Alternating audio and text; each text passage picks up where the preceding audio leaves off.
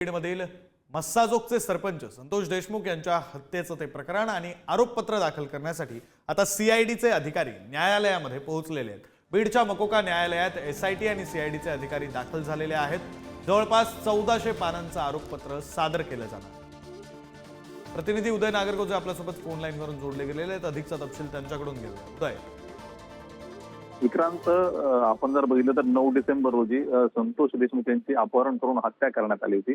त्यानंतर या प्रकरणात 9 जणांच्या विरोधात गुन्हा देखील दाखल झाला आणि या सगळ्या तपासासाठी सीआयडी तसेच एसआयटीची नियुक्ती करण्यात आली होती। आता जवळपास हा तपास 80% पूर्ण झाल्याचं समोर आलंय आणि या दरम्यान आता जो दोषारोप पत्र जे आहे ते देखील आता न्यायालयासमोर सादर केलं जाणार आहे।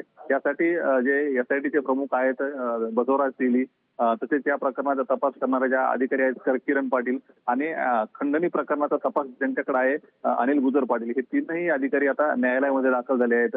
या ठिकाणी या तिन्ही प्रकरणाचे जे चार्जशीट आहे ते दाखल केलं जाणार आहे थोड्याच वेळात। या संदर्भाची जी न्यायालयीन प्रक्रिया आहे ती सध्या सुरू आहे। याबाबतची परवानगीसाठी पत्र दाखल करण्यात आलं असून आता ते त्याला परवानगी मिळतात हे प्रकरण जे आहे या प्रकरणाचं जे चार्जशीट आहे ते दाखल होणार आहे। एकंदरीतच आपण जर बघितलं तर आतापर्यंत या प्रकरणात राजकीय आरोप प्रत्यारोप असतील हे देखील मोठ्या प्रमाणावर झाले होते, परंतु आता या प्रकरणाचा तपास आता पूर्ण झाल्यानंतर दोषारोप पत्र देखील दाखल होत असून अद्याप या प्रकरणातील जो एक आरोपी आहे तो अटक होणे बाकी असताना आता हे दोषारोप पत्र दाखल करण्यात आलं असून आता यावर कधी सुनावणी होते, न्यायालय याबाबत काय निर्णय घेतं हे पाहणं महत्त्वाचं ठरणार आहे। या सगळ्या संदर्भातले तपशील वेळोवेळी तुमच्याकडून घेत राहू। तुर्तास धन्यवाद उदय दिलेल्या या सगळ्या तपशिलांसाठी।